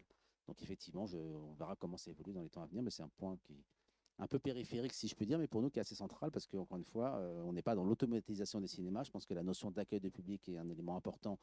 Il y a le côté un peu technique et l'excellence technique de la projection du film, mais il y a aussi l'excellence de l'accueil qui pour nous est quelque chose d'important. Et c'est certain qu'en tout cas, en ce qui nous concerne, mais je pense que c'est le cas de la plupart des réseaux, on pourrait tout automatiser. Aujourd'hui, on pourrait avoir un achat sur Internet, avoir un tourniquet, rentrer dans une salle. J'ai déjà vu un cinéma qui avait des capteurs de présence dans un siège. Donc, on est capable de préciser que le spectateur qui a acheté la place H22 est bien assis dans la place H22 et qu'en tout cas, s'il y a eu 87 billets vendus dans la salle, il y a bien 87 fauteuils occupés, pas 88. Donc, voilà, tout ça, c'est faisable. On pourrait, ça m'est déjà arrivé d'aller dans un cinéma sans voir personne, sans payer ma place et m'asseoir dans un fauteuil. C'était expérimental, donc je suis reparti. Mais ce que je veux dire, c'est que Il y a des, non, non, mais il y a des cinémas où ça existe et c'est possible. Voilà. Mais après ça, la question, c'est est-ce que c'est ça qu'on veut? Est-ce que ce qu'on propose aussi aux spectateurs, c'est uniquement de voir un film et finalement, peu importe l'accueil, dans l'idée, quand même, le cinéma, c'est une expérience globale. Donc, il y a effectivement, le but, c'est de voir un film et de le voir dans des bonnes conditions techniques et des conditions d'excellence technique. Mais c'est aussi une sortie. Veut dire, et dans cette sortie-là, bah, il y a tout un processus qui est aussi un processus d'accueil. Voilà. Et donc, c'est un point important. Alors après ça, il y aura aussi une question qui va peut-être d'ailleurs plus vous intéresser, c'est la question technique. On a aussi aujourd'hui des difficultés de recrutement de personnel en compétences techniques, parce qu'évidemment, dans les départs dont je parle, ce n'est pas que des agents d'accueil, il y en a aussi des gens qui avaient la compétence technique. Et c'est vrai qu'aujourd'hui, on a des, enfin nous en tout cas, on engage un processus assez important de formation en interne de nos salariés pour les faire évoluer vers des compétences techniques, parce qu'il y a aussi plus tellement de formation sur le marché. Je sais qu'il y a un certificat de un CQP, je crois, qui est en gestation mais qui n'est pas encore opérationnel. Aujourd'hui, il y a absolument sur le marché aucune, quasiment aucune formation technique, puisqu'il n'y a plus de CAP, je vous rappelle. Et donc, on est obligé de former nous-mêmes nos personnels techniques. Il y en a une, c'est le TEXI par Mais 3IS. pour l'ensemble de la profession, ça va être. Est-ce qu'il y a des changements techniques que vous avez dû mettre en place quand même face à la crise sanitaire qui auront quelque chose de positif, qui vont rester tant du côté des salles que du côté de la partie logistique chez les distributeurs? Alors, moi, il y a juste quelque chose sur la partie technique qui vient de me revenir. En fait, on a aussi été un peu attaqué sur nos climatisations, nos systèmes de chauffage et climatisation, en disant qu'ils portaient le virus et pouvaient porter le virus dans la salle. Donc, en fait, euh, beaucoup d'exploitants se sont rapprochés des entreprises de maintenance. Et en fait, ça a été un surcoût pour nous, puisqu'en fait, à chaque fois qu'on nettoie les filtres qui sont dans nos centrales de traitement d'air, on rajoute un virucide, donc un produit qui permet de tuer les virus. Donc en fait, c'est une chose en plus qu'on a apporté. Et, bon, bah, alors après, c'est difficile de savoir s'il faut communiquer ou pas dessus, parce que ça a été à un moment donné un sujet. Puis après, ça a disparu, donc moins on en parle, mieux on est content. Mais c'est vrai qu'on est quand même dans une salle de cinéma, dans un lieu fermé, qui est ventilé. Mais enfin, quand on a la clim, il y a vraiment un traitement d'air. Mais dans certaines salles, je pense notamment à tous les mono-écrans qui ne sont pas forcément climatisés, c'est une question.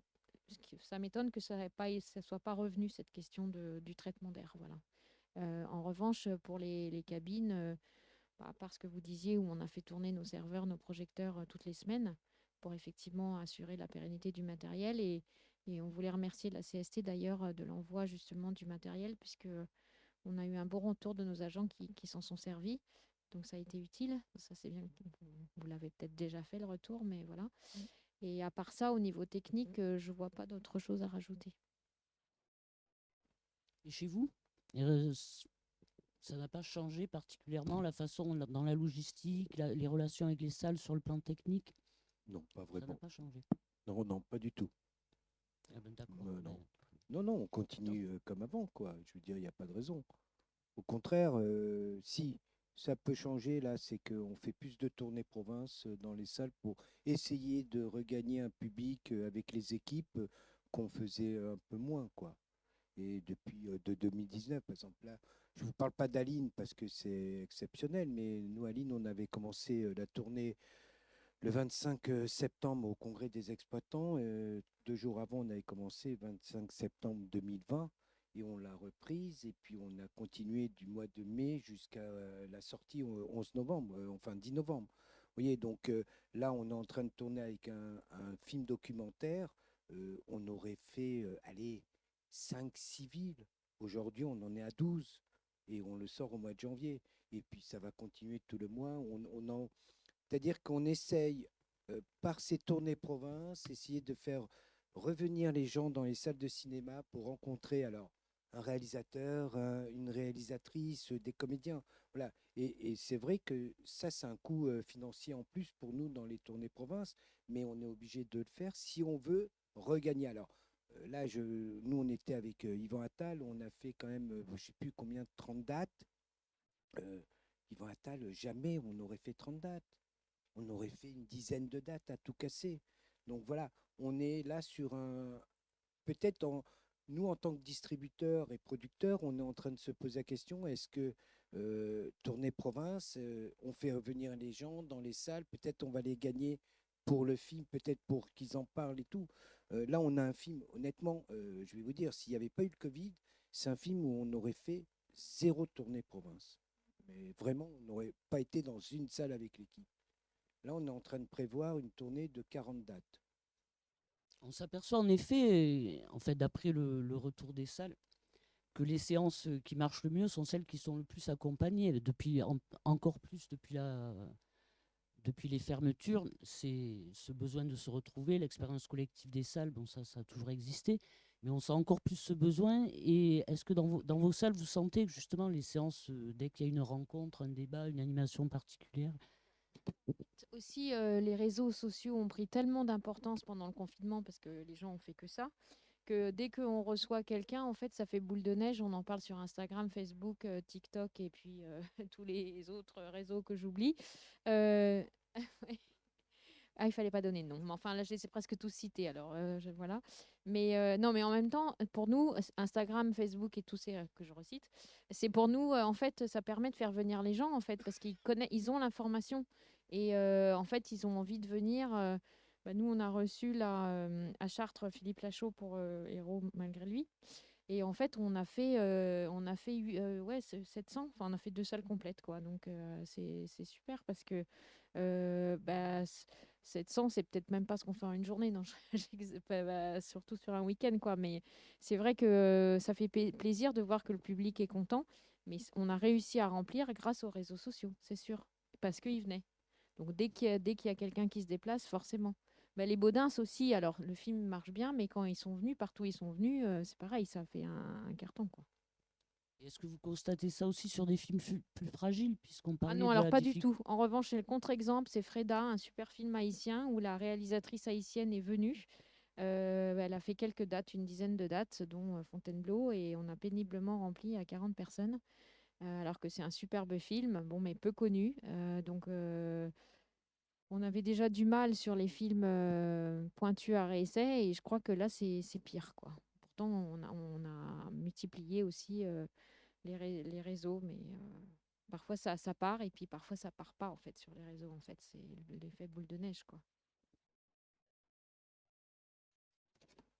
Je peux que confirmer ça. Effectivement, les réseaux agissent un petit peu comme un catalyseur. C'est-à-dire que quand ça part, effectivement, ça se diffuse partout parce que les gens étaient déjà assez connectés, mais le sont beaucoup plus suite au confinement parce qu'on n'a pas eu le choix, parce qu'on devait l'être. Donc on a gardé cette habitude.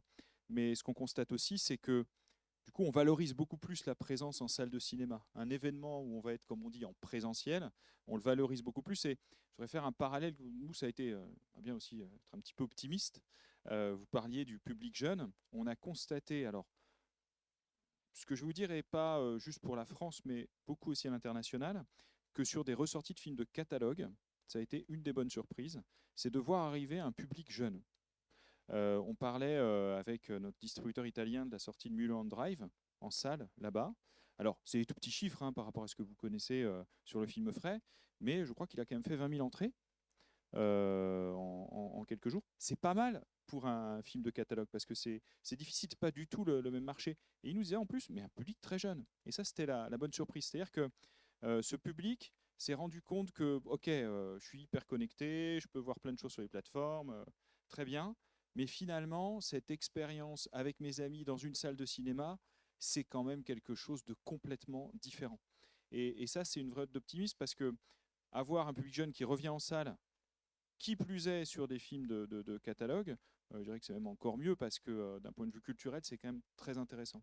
Donc en tout cas, on a constaté ça. Alors, bien sûr, ce n'est pas toute la jeunesse, mais c'est quand même un signal assez positif de voir qu'il y a une prise en main chez certains pour faire quelque chose d'un petit peu différent et pas juste rester à la maison chez papa-maman, quoi.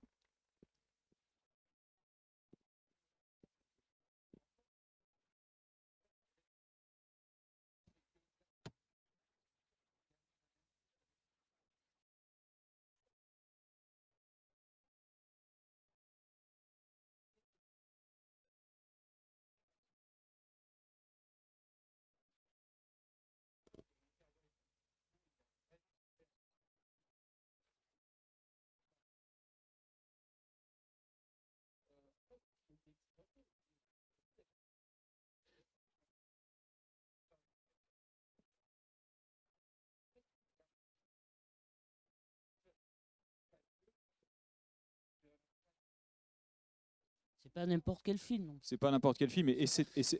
Voilà.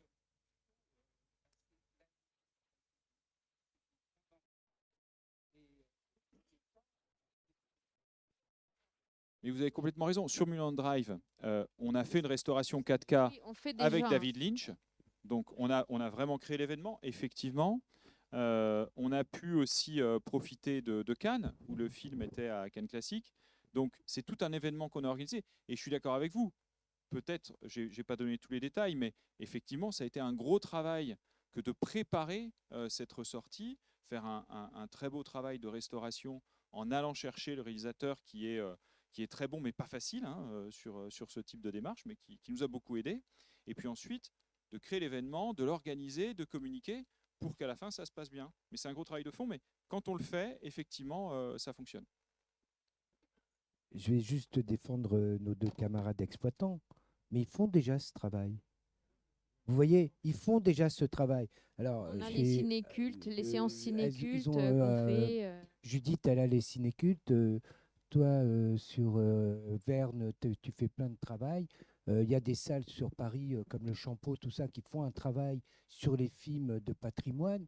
Moi, j'ai été la semaine dernière au Champeau, on était 4. On était 4. Voilà, donc il y a un vrai problème. Oui, 4 jeunes. Le problème concerne beaucoup de films, pas seulement ceux de patrimoine. Est-ce qu'il faut justement développer encore plus les animations, créer l'événement, enfin justement pour maintenant se projeter un peu sur l'avenir? Qu'est-ce qu'il faut développer en priorité? Est-ce que c'est plus ce travail d'animation? Est-ce que c'est plus le confort ou la technologie dans les salles, c'est-à-dire en développant les formats premium? Pour vous, c'est quoi qu'il faut faire en priorité?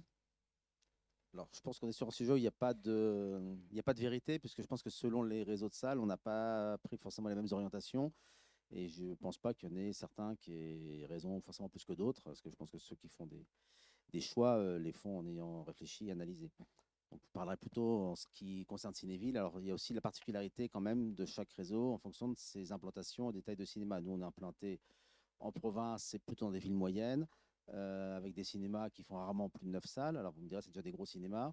Mais évidemment, quand on part, mettons, sur une salle premium, ça veut dire qu'on ramènerait la diversité à 8 salles, parce que forcément, cette salle-là, elle est un peu particulière et elle se programme de manière spécifique, sachant qu'en tout cas, nous, on n'imaginerait pas faire ce qu'on appelle une prise d'otage, c'est-à-dire imposer qu'un film ne soit visible que dans des conditions tarifaires particulières, je dirais, plus élevées pour le spectateur. Donc ça veut dire qu'on ne peut programmer une salle de ce type-là que soit en mettant c'est la seconde salle pour un film donné, ou soit il faut faire des rotations de films, donc ça complique un petit peu la gestion du lieu. Bon, sachant que nous, dans beaucoup de nos cinémas, le week-end dernier, le gros film, par exemple, c'était Les Baudins. Là, le week-end prochain, l'arbitrage, c'est de savoir est-ce que la grande salle, dimanche, elle sera sur Les Baudins ou sur Encanto. Je pense que ni l'un ni l'autre n'a besoin du premium pour fonctionner, si vous voulez. Donc la question, c'est aussi, si on fait ça, quelle est la taille de la salle qu'on consacre à cette particularité. Mais plus globalement, voilà, moi, je pense que le rapport du public au cinéma, c'est quand même un rapport de convivialité. Moi, je crois beaucoup au côté universel. Eric rappelait tout à l'heure, quand il a parlé des typologies de public, en disant que les occasionnels étaient là et c'est peut-être les autres qui venaient un petit peu moins. Et moi, je pense qu'en tout cas, c'est important de conserver cette base d'environ 65% des Français qui vont en moyenne, qui vont au cinéma au moins une fois chaque année.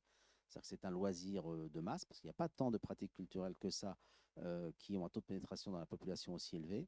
Donc, pour qu'on reste sur cette base très élargie de spectateurs, il faut aussi qu'on reste très accessible. Donc, c'est évident que plus on propose des salles de bonne qualité, on a aussi des évolutions tarifaires qu'on doit ajuster parce qu'on a des équilibres économiques.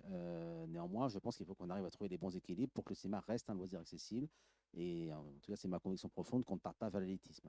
Alors pour moi, c'est d'autant plus vrai quand je suis implanté beaucoup, encore une fois, dans des villes moyennes de province, sachant que j'ai aussi très souvent à 5, 10 ou 15 km, des salles qui sont dans des modèles économiques un peu soutenus, c'est-à-dire qui peuvent être soit municipales, soit associatives, et qui ont souvent des politiques tarifaires un peu plus basses. Donc je considère que pour nous, on a des tarifs pleins qui sont autour de 10 euros dans des cinémas de très très bon niveau.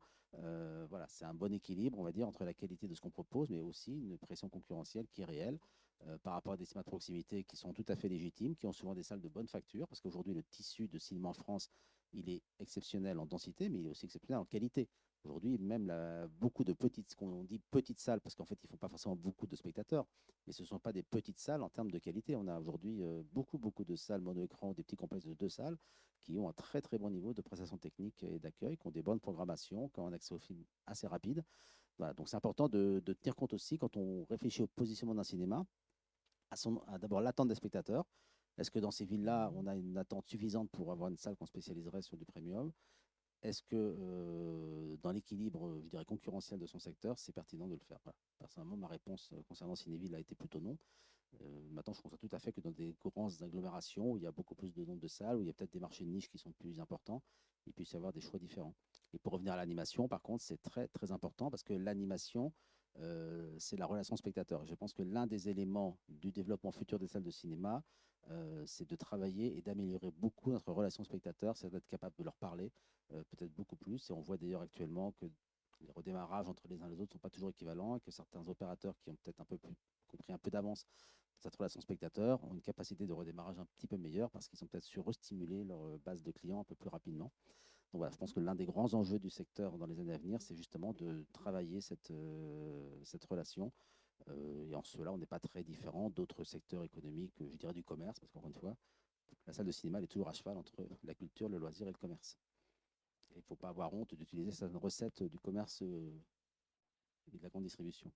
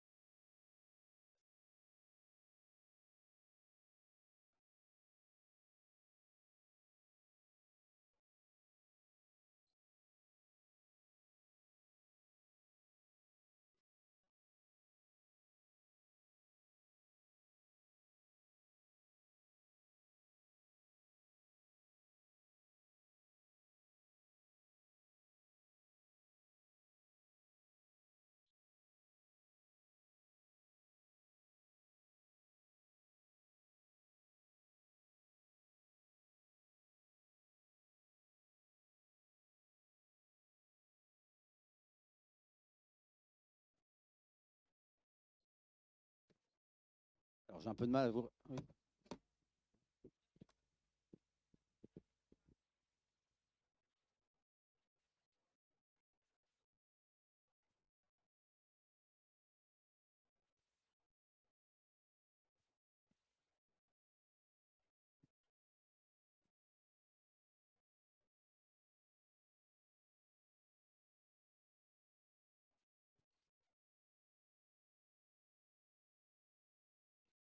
Alors, il y a des politiques, après ça, c'est assez compliqué parce que, bon, alors, j'ai du mal à parler de Paris parce que moi, je n'ai aucun cinéma sur Paris, sur la région parisienne, donc je connais à peu près les niveaux de tarifs. Maintenant, voilà, Alors, ce sont des politiques tarifaires de certains opérateurs que je ne commenterai pas. Je sais que nous, en province, voilà, en ce qui concerne notre et puis on n'a pas réseau, augmenté. nos tarifs les plus Nous, on élevés n'a sont pas du autour tout de 10 augmenté. euros. Augmenté. Voilà. Nous, on a augmenté vraiment très marginalement, on a augmenté d'environ 20 centimes le prix des places, Nous, ce on qui n'a pas du correspond tout à augmenté. l'inflation de Alors, à on n'a peine à pas l'inflation de la augmenté et le période. prix des places en province, c'est entre la place en tarif plein, même dans des villes grandes, c'est entre 8 et 9,80. Donc, c'est pas cher, hein. Enfin, franchement, Clermont-Ferrand, ça doit pas être un Il y indépendant. a des Ça doit salles être où pas- c'est dans les 7 euros le plein tarif. Ils ont des salles de Non, mais proximité en province. c'est Pascal? Ouais, Pascal, pardon, je te vois avec le masque. Je sais pas où tu as vu les salles qui ont augmenté leur prix, mais honnêtement, sur Paris, les salles n'ont pas tellement augmenté. Si tu vas dans une salle Dolby Vision et que tu vas voir un film en Atmos, oui, tu vas prendre 2 euros de plus dans ces salles-là. Mais dans les autres salles normales, s'il n'y a pas eu d'augmentation, tu vas à l'UGC Les Halles, moi je paye toujours le même prix, tu vois. Ah non, mais attendez, ça c'est notre politique. Non, non, mais ça c'est notre politique qu'a les salles de cinéma. Donc là, c'est encore différent, hein. Moi, je suis tranquille, hein, je suis pas, on n'a plus de salles, Gaumont. que c'est pâté. Et Donc, pour répondre sur la carte, en fait, donc c'est les cartes illimitées, je comprends tout à fait ce que vous dites. Alors c'est vrai que c'est bon, il y a les très gros, enfin les deux principaux opérateurs nationaux effectivement en ont, les autres réseaux n'en ont pas. Euh, oui, oui, non, c'est pour ça. Mais ce que je veux dire, c'est que tous les cinémas de France aujourd'hui, alors après ça, chacun a une politique tarifaire un peu différente, mais je pense qu'on a tous des formules d'abonnement qui peuvent être différentes les uns les autres. Des formules classiques avec des places par paquet de 4, 5, 6, 8, peu importe. Alors avec toujours le risque de ne pas les consommer, effectivement. Nous, on a c'est une formule de ce type-là. On a aussi une formule avec une cotisation annuelle et ensuite vous payez 5,50 € la place à volonté. Et d'ailleurs, j'ai fait le calcul, cette formule-là. Le point d'équilibre avec un tarif de formule illimitée, c'est environ 40 places à l'année. C'est-à-dire que si j'additionne dans la formule qu'on propose chez nous, où on n'a pas de formule limitée, la cotisation annuelle et 40 places à l'unité, je suis sur le montant des 12 prélèvements mensuels d'une carte illimitée. Donc je me dis, oui, il peut y avoir des gens qui ne seraient pas allés 40 fois, mais qui seraient allés 61 fois au cinéma, qui vont trouver que c'est moins intéressant. Mais je pense que déjà, quand j'arrive à toucher la plupart des gens qui vont 40 fois au cinéma à prix égal avec la formule, sans le risque d'un prélèvement le jour où je ne vais pas au cinéma, je suis malade ou je suis en vacances, en tout cas, ça se discute, tu vois ce que je veux dire. Mais après ça, d'autres opérateurs auront d'autres formules de cartes. Donc et en France, on a quand même une très très grande diversité de tarifs réduits. Alors certains vont jouer sur les tranches horaires, d'autres vont jouer sur des formules d'abonnement. Mais c'est un peu logique aussi qu'on ait un tarif réduit qui soit la contrepartie d'une fidélisation ou d'un engagement de régularité. Après, effectivement, on a chacun nos stratégies avec peut-être des formules plus intéressantes dans certaines villes parce que c'est un opérateur ou un exploitant indépendant qui a imaginé quelque chose et puis peut-être le voisin n'a pas fait ça. Et là, effectivement, comme on est souvent dans les villes moyennes de province, il y a souvent un seul cinéma, donc un seul exploitant, il y a souvent une seule politique tarifaire et ça va être celle de l'exploitant en place. Il y a une petite chose à ajouter. Je parle de la société qui normalement calcule le box-office. On est le seul pays où on compte en entrée et pas en box-office. Ceci dit, on a des bureaux un peu partout et je peux vous donner quelques indications sur des tendances qu'on repère. Et en France, il se trouve qu'on ne publie pas le box-office, mais on a de plus en plus de données sur la fréquentation, mais aussi sur la billetterie que l'on reçoit. Et il y a un phénomène qui est une tendance forte en France depuis une vingtaine d'années, qui est un dynamisme tarifaire, qui fait que chaque opérateur, en fonction des zones, en fonction des investissements, il y a eu beaucoup d'investissements qui ont été faits, ont élargi en fait leur grille tarifaire. Et vous avez, on se demande toujours comment on peut publier un tarif moyen à 6,70. Oui, biais cognitif, tarif moyen en France sur l'année du billet 6,70. Mais moi, quand je vais au cinéma, c'est 15 euros. Donc c'est pas vrai, on me ment, c'est quelque chose qui est absolument inexplicable. En fait, si, parce que vous avez des places à 3,50 €. Oui, parce que vous avez des places à 15 €, voire à 20 € aujourd'hui en France. Et ça va continuer. Vous allez avoir une gamme de prix de plus en plus élargie. Parce que ce n'est pas seulement en France, c'est vrai aussi en Angleterre, c'est vrai en Allemagne, c'est vrai un peu partout. Vous avez des places à 35 € en Angleterre. Et vous avez en plus une politique tarifaire qui est associée à des services. Parce que le cinéma est en train de diversifier ses services. Et vous avez des salles low cost, on peut le dire. Et puis vous avez aussi des salles premium où on va vous servir à dîner. Alors ça dépend des cultures, hein. En Angleterre, il y a un circuit qui vient d'annoncer des chiffres absolument mirobolants. Ça s'appelle Everyman. C'est du cinéma très pointu, c'est de très haute qualité. Vous avez des fauteuils, c'est absolument incroyable. On vous sert un excellent burger et avec un verre de vin pendant le film. Et ils font un résultat incroyable. Le prix, c'est pas 15 €. Ça ne marche pas. À Los Angeles, il y en a un qui fonctionne aussi exactement de la même manière et qui est un des plus profitables des États-Unis. Donc, on va aller probablement ici, je vois des sièges qui sont il y a des sièges banquettes, il y a des sièges qui s'allongent, on a des sièges certains raffolent du côté parc d'attractions et ne peuvent pas voir un film si ce n'est pas en 3D avec le siège, avec le vent, en 4DX, voilà. Et donc, ce mouvement-là, il est là depuis longtemps et il va continuer. Le prix moyen de la place de cinéma reste 6,70 et il y a effectivement un bon paquet de places qui sont vendues chaque jour entre 3,50 € et 5 €. Et vous voyez le même film, peut-être pas dans les mêmes conditions. Et c'est vrai que Yves a parlé tout à l'heure aussi des différents modèles économiques qui cohabitent entre du pur privé et puis de la délégation de services publics ou de l'associatif. On a une grande diversité tarifaire. Et c'est une des caractéristiques du secteur. On n'a pas noté, nous, sur les 6 derniers mois, une envolée des prix dans les fichiers qu'on reçoit des circuits qui nous communiquent ces données-là. Donc voilà. Ce que je peux quand même dire en ce qui nous concerne sur le prix, c'est que nous n'avons pas, on a augmenté à la marge en compte nos tarifs pour récupérer l'inflation, mais qu'actuellement notre prix moyen a augmenté plus fortement que l'augmentation de nos tarifs, parce que la clé de répartition des spectateurs entre les différents tarifs est différente.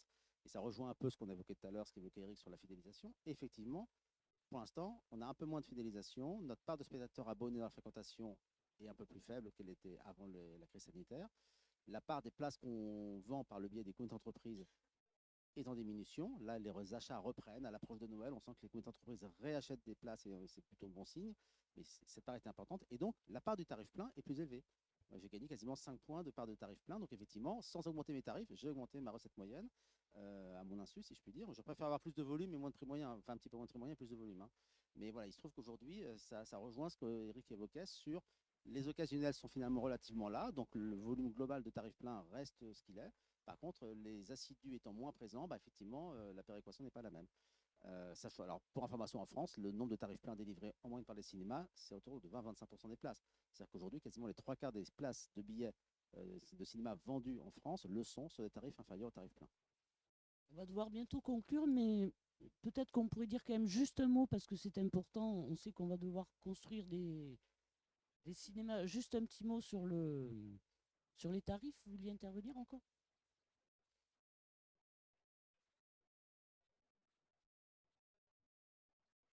Il y a-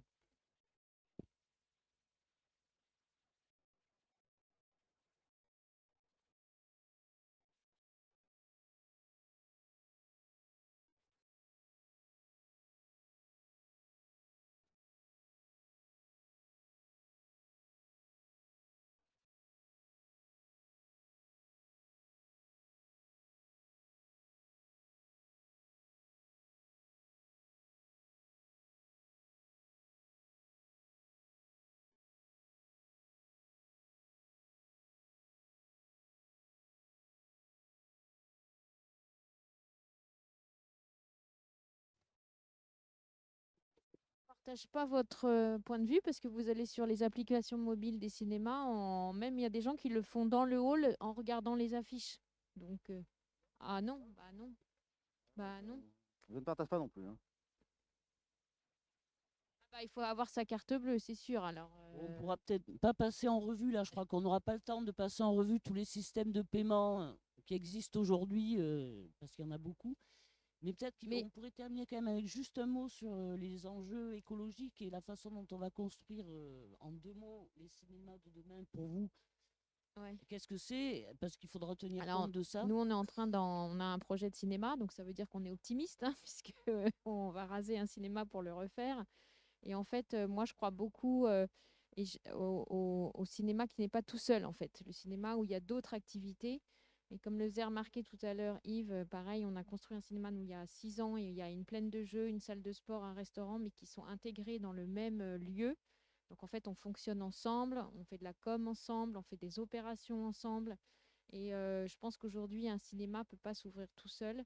Et dans le futur cinéma, on en va plus loin. En fait, on va construire un tiers-lieu en fait, dans le cinéma où l'idée, c'est d'accueillir peut-être une distribution des Restos du Cœur, une friperie, une association qui veut faire quelque chose. Et l'idée, c'est de mettre ce lieu à disposition des associations humanitaires, peut-être, donc du coup, de ne pas les faire payer. Et après, peut-être aussi de les faire payer aux entreprises. Donc en fait, ce serait un lieu qui peut amener des gens qui viennent dans ce lieu et ensuite qui viendront au cinéma. En fait, c'est pas les gens vont au cinéma et vont dans ce lieu, c'est les gens vont dans ce lieu et ensuite au cinéma. Parce qu'il faut aller chercher nos spectateurs. Et en fait, les gens, on s'aperçoit qu'ils fonctionnent avec leur centre d'intérêt, ce qui est normal. Et donc, si on fait un lieu qui tourne, on va pouvoir toucher plein de publics. Donc forcément, aujourd'hui, il faut un café, un espace où les gens de convivialité. Et en plus de ça, d'autres activités, enfin quand c'est possible, quand il y a la place, un cinéma ne peut pas se penser tout seul. Voilà. Yves, vous êtes d'accord? Les cinémas devront être des lieux de vie avant tout, pluridisciplinaires, montrer d'autres choses que des films. Ouais, ça, je suis. Enfin, non, qu'on crée encore une fois, ça participe à l'animation. Donc, qu'on ait effectivement diverses activités. Après, ça, c'est pas toujours dans le cinéma. C'est-à-dire que notre dernier cinéma, enfin, notre avant-dernier, qu'on a construit près de Rennes, effectivement, alors quand les gens voient un cinéma de 6 salles et qu'ils voient le bâtiment, ils se disent c'est quoi ce truc-là? Parce que le bâtiment, il fait plus de 100 mètres de longueur. Effectivement, il y a le cinéma en lui-même, mais il y a une plaine de jeux enfants, il y a des restaurants, il y a même notre siège social qui est arrivé là-dessus. Mais après ça, chacun fonctionne un petit peu différemment. C'est-à-dire que les gens peuvent aller de l'un à l'autre, mais à l'intérieur du cinéma, on reste quand même dans la logique d'un cinéma, même s'il y a parfois des choses croisées. Pour revenir sur le sujet écologique, qui était un peu la question, c'est à la fois simple et compliqué. D'abord parce que les cinémas ont une marge de progression qui n'est pas énorme parce qu'ils partent de haut. C'est-à-dire qu'en fait, on voit bien que dans une salle de cinéma, il y a la problématique de l'isolation. Et je dirais même qu'avant les normes thermiques, il y avait déjà de toute façon l'isolation acoustique. Et à un moment donné, isoler au niveau acoustique, ça revient aussi à isoler au niveau thermique, parce qu'on va mettre de l'épaisseur et de l'isolant. Donc comme on part déjà de bâtiments qui, en termes d'isolation, sont déjà performants, notre marge d'amélioration par rapport à des règles thermiques, il n'y en a quasiment pas, parce qu'on y est. Je dirais même, d'ailleurs, les cinémas ne sont pas soumis aux réglementations thermiques habituelles, les RT 2020, etc. Voilà, ça ne concerne pas les cinémas, mais de toute façon, on est en termes de qualité à ce niveau-là. Donc, qu'est-ce qu'on peut avoir comme gain en termes énergétiques? Les deux principaux vecteurs de consommation aujourd'hui, ça va être les climatisations, la projection. Alors, c'est certain que la projection, on est en train d'évoluer vers la projection laser. Et d'ailleurs, les fabricants et les installateurs nous y incitent d'autant plus qu'ils ont fixé de manière extrêmement habile le prix des projecteurs laser pour que sur ce prix des projecteurs corresponde au prix d'un projecteur Xénon plus 10 ans de consommation de lampe. Et quand vous calculez la consommation électrique, l'un dans l'autre, paf, c'est pareil, tout est pesé. Donc vous calculez que sur 10 ans, ben voilà. Alors maintenant, est-ce que c'est le vrai prix de revient de la machine ou est-ce que c'est juste le prix marketing? Je ne sais pas. Mais en tout cas, nous, quand on fait le bilan entre le devis du projecteur Xénon et le devis du projecteur laser, bah, effectivement, on se dit, voilà, une fois que si je ne calcule pas en trésorerie immédiate, mais en amortissement, plus que d'exploitation, bah, j'arriverai au même coût annuel. Donc effectivement, ça nous incite à passer assez rapidement au laser, sachant qu'effectivement, dans l'analyse, il y a une diminution de la consommation électrique. Donc c'est un élément. Sur les climatisations, ça va être beaucoup plus compliqué parce qu'effectivement, on a travaillé un peu le sujet.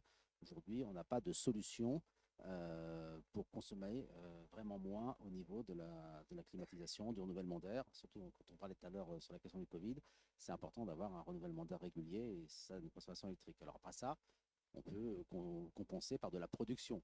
Effectivement, ça dépend de où sont faits les cinémas, dans quel contexte. On a beaucoup de cinémas qui sont alors peut-être plus en province et sur des bâtiments en périphérie des villes, même si aujourd'hui on va nous faire construire plus en centre-ville. C'est sûr que si on a 4 000 m² de toiture, c'est 4 000 m² potentiellement disponibles pour du panneau solaire, s'il n'y a rien par-dessus le bâtiment.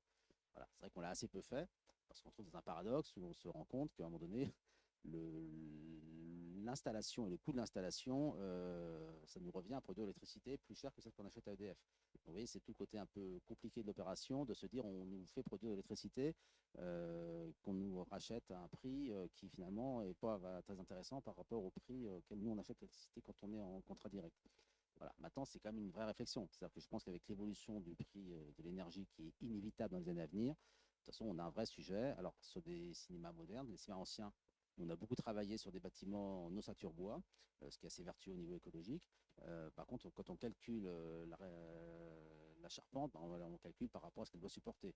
Donc, on n'a pas intégré qu'il y aurait 3 000 m² de panneaux solaires avec donc le poids que ça implique par-dessus la charpente. Et donc, elle n'a pas forcément toujours la capacité à supporter un poids supplémentaire qui n'a pas été prévu au départ. Voilà, donc il y a des bâtiments qui seront adaptables plus que d'autres, mais on sait qu'on y viendra. Peut-être que sur certains parkings, on va mettre des ombrières, parce qu'aujourd'hui, il y a beaucoup d'ombrières qui se développent. Donc, on sera certainement beaucoup plus dans une démarche de production électrique que d'économie de consommation, parce qu'encore une fois, notre réservoir d'économie n'est pas si important que ça, en tout cas d'après les analyses que nous, on a fait. Et après, il y a plein d'autres choses, mais qui sont Merci un peu Yves. plus gadgets. Malheureusement, le sujet mériterait encore des heures de discussion, mais on va être obligé de passer à la suite. Donc merci beaucoup à tous. Le sujet, il y aurait encore beaucoup à dire, mais ça sera pour l'année prochaine peut-être. Merci et à bientôt.